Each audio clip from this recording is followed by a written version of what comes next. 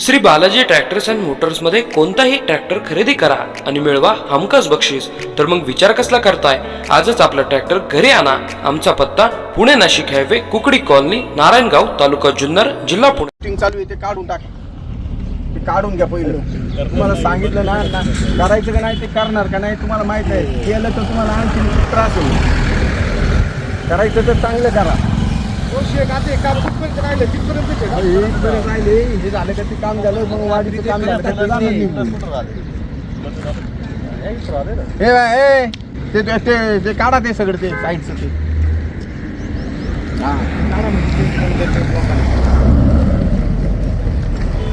तुम्ही ते कामं पहिली क्लिअर करा, मग इकडे नवीन चालू करा.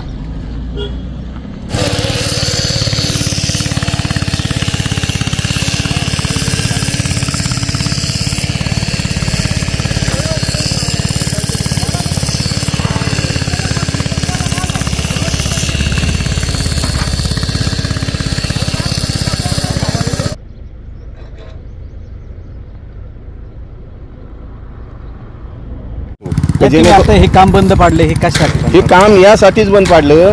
त्यावेळी त्यांनी आपल्याला बोली केली होती तर ते काम आम्ही 8 दिवसात ते करून देतो म्हणून. आणि रामटेक जवळ तिथं बी ते उतरताना ते खटकी आहे, त्या खटकीवरून गाड्या आदळत आहेत, ॲक्सिडेंट होत आहेत. तिथे बी गावात उतरताना तिथे बी व्यवस्थित आपण करून देऊ चौकतो, ही बोली केली. हिरापन्नाजवळ तिथे गाडी उतरताना तिथे ॲक्सिडेंट होत आहेत, मोठ्याल्या गाड्यांना जायला प्रॉब्लेम होते, तिथं ते करून देऊ व्यवस्थित. असं बोलल्यानंतर आपण म्हणलं 10 दिवसात होऊन जाईल व करतील.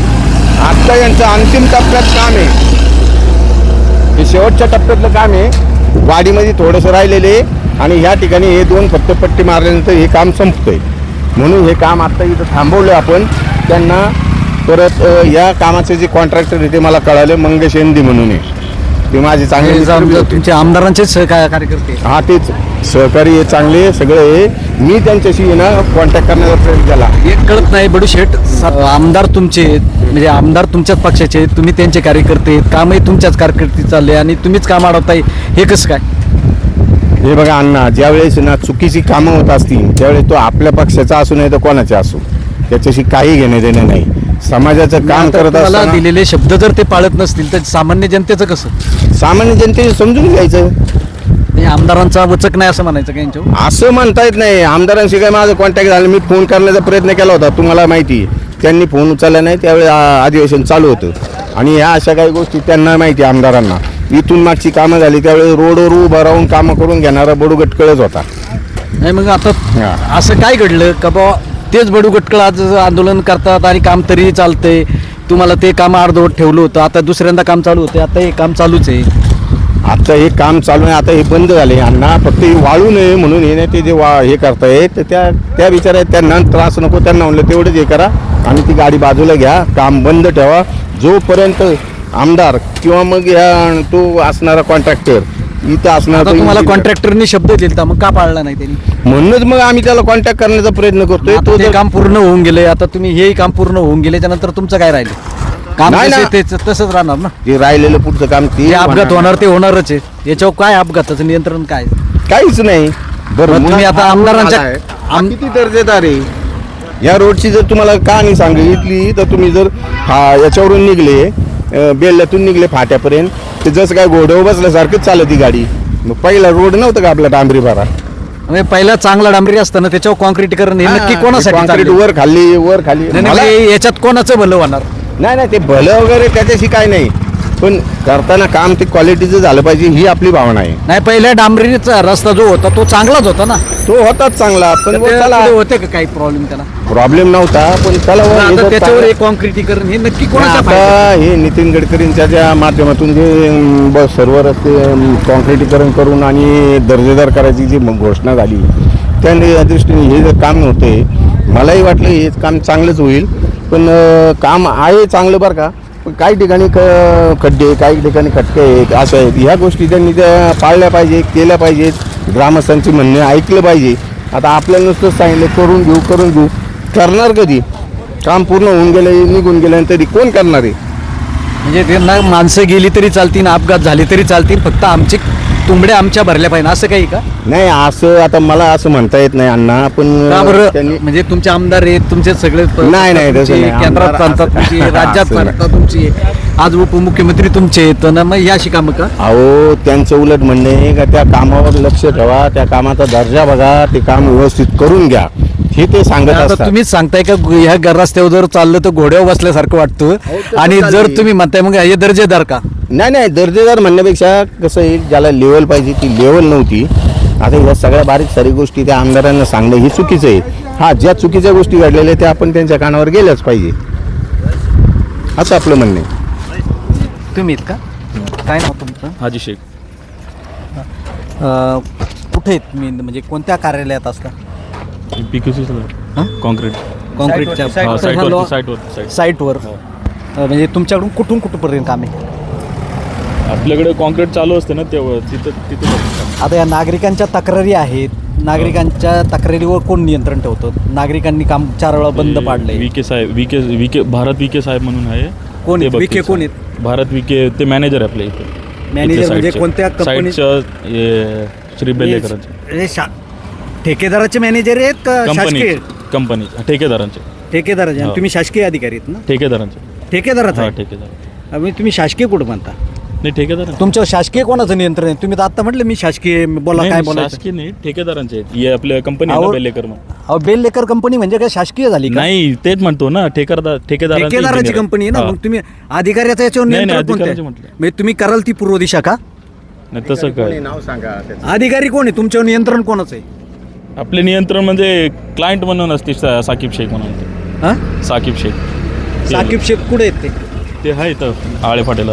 मी आळे फाट्यावरून इथं कामाचं नियंत्रण पाहतात नाही का नाही, ते? बघितलं, बघून गेले ना कधी? आता आले होते लावा थोडे फोन त्यांना. आहे ना तुमच्याकडे नंबर?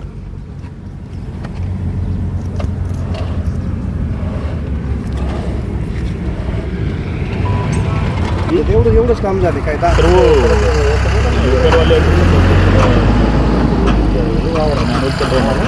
बोल रहे इधर साकिब वाले कौन है? तो आप आए थे ना इधर साइड पे, आके गए ना. स्पीकरवर टाक ना मित्रा. स्पीकरवर टाका, आम्ही बोलतो त्यांच्याशी. ये स्पीकर पे रख रहा हूँ देखो. आप आगे विजिट करके गए ना, मैनुअल चालू है ना अपना इधर कनाल के पास. अरे काय को झूठ बोल रहा है यार? स्पीकरवर स्पीकर टाक. पे रख रहा हूँ देखो. ये चालू है न्यूज देखो. साहेब नमस्कार. साहेब नमस्कार. हा बोला ना. तुमचं नाव काय? साकिब शेख. तुम्ही काय म्हणून इथं आहात? मी हायवे इंजिनियर. म्हणजे तुम्ही शासकीय आहात का असे ठेकेदाराच्या कंपनीचे आहेत कुणी? आम्ही कन्सल्टंट मध्ये येतो. नाही नाही, म्हणजे शासकीय आहात का आपल्या बेल्लेकर कंपनीचे आहेत? ते आता यांनी मला सांगितलं शासकीय. मी शासकीय आहे. हां, तुम्ही शासकीय कर्मचारी आहेत का? आम्ही शासकीय पण नाही आणि हे पण नाही. आम्ही NHI थ्रू आम्ही त्यांच्यावर हे- मग शासकीय कोणाचं तुमच्यावर आहे ना? मला सांगा, क्वालिटी कंट्रोलचं कोण आहे याच्यावर नियंत्रण लक्ष ठेवणार? ते आम्हीच आहे. बोला ना. अहो तुम्हीच आहे म्हणजे खाजगी तुम्ही सांगताय, तुम्ही शासकीय कोण आहे तुमच्याकडे? ते काय बोलताय खुशाल म्हणतात आम्ही बोला म्हणजे काय पद्धत असते. हा हा, ऐकून तर घ्या ना तुम्ही. हा, बोला ना, बोला. तुमचं काय म्हणणं आहे ते सांगा. इथं लोकांच्या फार नाराजी आहात. आता तुम्ही तिथं आळे फाट्यावरून काम पाहताय, इथं हे म्हणतात का नियंत्रण त्यांचं ते येऊन गेले, त्यांनी सांगितल्याच्या नंतर तुम्ही म्हणजे लोकांना असं कसं साहेब? आता मुळात तुमचं शासकीय नियंत्रण कोणाचं आहे का तुम्ही शासकीय सगळे पाहताय? हॉटेल बघा हा? झालाय तिथं तुम्ही माती टाकून आज हा? तेवढा गॅप पडलाय तिथे. हॅलो? सायकल जाताना हॅलो. हा, बोला ना. NHI नगर ऑफिस आमच्यावरती आहे. हा, बोला तुम्ही. त्यांचा कोण आहे? अधिकारी कोण आहे तुमच्यावर नियंत्रण ठेवणारे?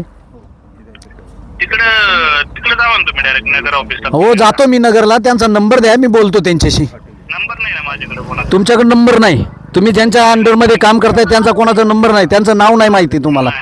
हा, असा सावळा गोंधळ आहे का आपला? केंद्रीय मंत्री नितीन गडकरी साहेब हे राज्यातले देशातले महामार्ग सुधारावे म्हणून खूप प्रयत्न करतात. या महामार्गाकडे कामाचं हे दिलं जाते, चांगल्या पद्धतीने काम होई ही सगळ्यांची अपेक्षा असते. मुळात हा डांबरी चांगला रस्ता असताना त्यावर हे कॉन्क्रिटीकरण चाललंय. आता तर तुम्ही पाहिलंय का तो बोलणारा कोण, एक खाजगी व्यक्ती जर याच्यावर नियंत्रण ठेवणार असेल तर शासकीय मग कशासाठी? का हे शासकीय जे अधिकारी आहेत ते कार्यालयात बसूनच पगार घेतात का काय? का ह्या लोकांच्या माध्यमातून हे असं काम चाललंय? यावर शासकीय माणसाचं कोणाचंही नियंत्रण नाही. आता कोण येतो हा एक खाजगी माणूस सांगतो का मी त्याच्यावर अधिकारी आहे. आता त्याला नंतर ज्यावेळेस प्रतिक्रिया विचारायला सुरुवात केली तर त्यांनी सांगितलं दुसऱ्या एका कोण शेख आहेत त्यांना फोन लावला तर ते म्हणतात आमची कंपनीने इथं हे केलेली आहे, आम्ही शासकीय नाहीत. मग जर हे शासकीय नाही तर अशा पद्धतीने काम चाललेलं लोकांना म्हणजे लोकांच्या डोळ्यात धूळ फेकणारी आहे की काय हा एक प्रश्न निर्माण होतोय. आता हे जे काही गोंधळात्मक आहे प्रश्न की इथं जे पाहिलं तर नागरिक इतके संतापलेले आहेत, जर वेगवेगळ्या पद्धतीने यांना लोकांना म्हणजे गोंधळलं जातंय. असे प्रश्न एक एक निर्माण होतात. या अधिकाऱ्यांवर वचक कोणाचा? का केंद्रीय मंत्री जे आहेत ते फक्त आदेश देणार आणि यांच्याकडे कोणीही पाहणार नाही. जे अधिकाऱ्यांचं कार्यालय आहे ते नगरला आहे, येणे ते सांगतात का नगरला जाऊन भेटा. तो अधिकारी कोण अधिकारी त्यांचं नाव यांना माहीत नाही. म्हणजे हे चाललंय काय?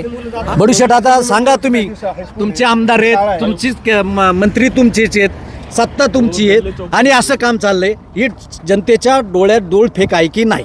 काय सांगाल? अण्णा कसं होतंय शेवटी हे बघा असं काही बोलता येत नाही पण नाही जे ते काम ऐका चाललंय- तुम्ही जर सच्चाईने जनतेला हा प्रश्न काय निर्माण होतोय. आता हा आपण जो भेटलोय तुम्हीच आता इथं आलात, तुम्ही ज्यांना बोलायला लावलं तर ते खाजगी माणूस होता, त्यांच्यावर बसलाय तो खाजगी. शासकीय कार्यालयात आज तर गुड फ्रायडे आहे, सुट्टी आहे. सुट्टी असताना हे काम चालू आहे, यांच्यावर नियंत्रण कोणाचं? यांच्यावर नियंत्रण शासकीय अधिकाऱ्यांचं पाहिजे हे निश्चित आहे होती.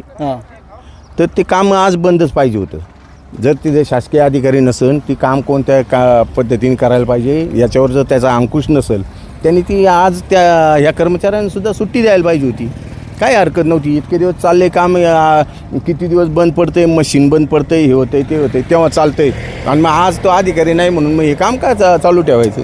म्हणजे यांच्याकडे शासकीय अधिकारी येत नाही, खाजगी लोक जी काय पाहतात आणि त्याच्यामुळे हे तुम्हाला काम सांगण्यासारखं आहे मला का मला आतापर्यंत एवढं काम चालू होतं ना, तो शासकीय अधिकारी कोण आहे ते कळला नाही. तुम्हाला नाही, मला नाही कळला, तुम्हाला कळलंय का? नितीन गडकरी साहेब चांगल्या पद्धतीने कामाची क्वालिटी व्हावी म्हणून राज्यात महामार्ग जे काय आहे ते चांगले व्हावेत म्हणून गडकरी साहेब प्रयत्न करतात. आणि हीच जे काय आहेत अधिकारी वर्ग तो लोकांच्या डोळ्यात धूळ फेक काम चालू आहे की नाही? काय 100% या अधिकारी लोक 100% धूळ फेकतात. आता कसे धूळ फेकतात, काय करतात, याच्यात कोण कोण सामील आहे? मी तर म्हणेल याच्यात आपल्या तालुक्याचे जे आमदार आहे, लोकप्रिय आमदार शरददादा सोनवणे यांची सखोल चौकशी करावी आणि याच्यात जो काही जे दोषी असतील यांच्या कडक कारवाई करावी. कारण या ठिकाणी जो हा वावर चालतो रस्त्याचा, या ठिकाणी आपलं बघितलं असेल आपण, आपलं बेलेश्वर हायस्कूल आहे, हायस्कूलमधून येताना मुलं आज सायकल वगैरे येतात. मी माझ्या डोळ्यांनी बघितलं किती ॲक्सिडेंट घडलेत. आज त्या जे रस्ता झाल्यानंतर जी साईडला पट्टी असते, जो मुरम हे फक्त 2 फूट टाकतात आणि बाकी सगळा खड्डा राहतो. आज मुलांना सायकलवर जरी चालायचं ठरलं तर चालता येत नाही, पायी जायचं म्हटलं जाता येत नाही. आता त्या ठिकाणी जो हायवेपासून, नॅशनल हायवेपासून जो आपल्या बेले गावात रस्ता गेलेला आहे, त्या ठिकाणी हायवे आणि बेले गावातला रस्ता याच्यामध्ये तफावत झालेली आहे. त्या ठिकाणी सुद्धा यांनी फक्त खाली मुरम टाकून दिलेला आहे आणि आज तिथं घसरगुंडी पण होती, किती गाड्या पडतात तिथं. आता यापूर्वी जो रस्ता होता तो डांबरी रस्ता खूप चांगला होता का वाईट होता? यापूर्वी जो रस्ता होता ना, खरंच खूप सुंदर रस्ता होता. म्हणजे जर चांगला रस्ता असताना त्याच्यावर हा एक कॉन्क्रिटीकरण कशासाठी, कोणाच्या भल्यासाठी? तेच आता कुणाच्या बलासाठी मग चाललं हे आता हे सगळ्यांना माहिती आहे काय चाललंय. आता मला गडकरी साहेबांना सांगावं लागेल ना की कुणाचं भलं करताय तुम्ही, कुणासाठी करताय हे सगळं काम? तुम्ही जनतेसाठी करताय तर जनतेची ते नुकसान होते. आज इथं गोरगरिबांचे लेकरांचे जीव जात आहे, ॲक्सिडेंट होत आहेत. त्यांचा एवढा ॲक्सिडेंट, डोक्याला आज मार लागला तर त्या बिचाऱ्यांक हॉस्पिटलला खर्च करणे इतकं पैसेसुद्धा नाही आहेत. एवढी अवस्था आज बिकट करून ठेवलेली आहे रस्त्याची. मग आज चांगला रस्ता असेल तो खराब करून ठेवला आहे, अशी अवस्था झालेली आहे आज या ठिकाणी. म्हणजे चांगल्या रस्त्याला आज हे कॉन्क्रिटीकरण करून जे आता बडू शेटनी सांगितलं का घोड्यासारखा प्रवास होतोय, बरोबर आहे. आदळ प्रवास होतोय. हा म्हणजे क्वालिटी काम आहे का? नाही, ह्या कामाला अजिबात क्वालिटी नाही आहे. आता आपण समृद्धी हायवे पाहिला असेल, तुम्ही गेलेले आहेत, मी पण गेलो होतो. तो जो समृद्धी हायवे एक सारखा असा प्लेन आहे, गाडीत एकदा बसलं का गाडी स्टिअरिंगसुद्धा हलत नाही. अहो या ठिकाणी या रस्त्यावर जातं स्टिअरिंग धरावं लागतं. मग एवढी अवस्था आहे, एवढा सुंदर रस्ता केला आहे त्यांनी. काय म्हणायचं, ह्या रस्त्याला सुंदर रस्ता म्हणायचा का? आणि तुम्हाला मी सांगतो साहेब, अण्णा, हा रस्ता चालताना कोणती क्वालिटी मॅनेजर या ठिकाणी उपस्थित राहतच नाही. हे फक्त लबाडीचे काम चाललेत आता तो एक खाजगी व्यक्ती होती ती सांगते का मी अधिकारी काय नाही हे सगळं कसं योग्य का? हे काय चाललंय हे अजिबात योग्य नाही. यांनी त्याच्यावर टाकलं त्यांनी याच्यावर टाकलं क्वालिटी मॅनेजर आहे नाही कोण नाही इथं काय सगळं भोंगळा कारभार चाललेला आहे. मी तर म्हणे पूर्ण भोंगळा कारभार आहे. हे फक्त पैसे खायची कामं चालले कसे चाललेत. मी फक्त शरदादांना आपल्या माध्यमातून आव्हान करील दादा हे चाललं आहे चुकीचं काम चाललेलं आहे. हे चुकीचं काम जनता सहन करणार नाही. याचा काय तुम्ही साक्ष लावा एकदाचा आणि जे गुन्हेगार असतील यांना कडक शासन झालं पाहिजे.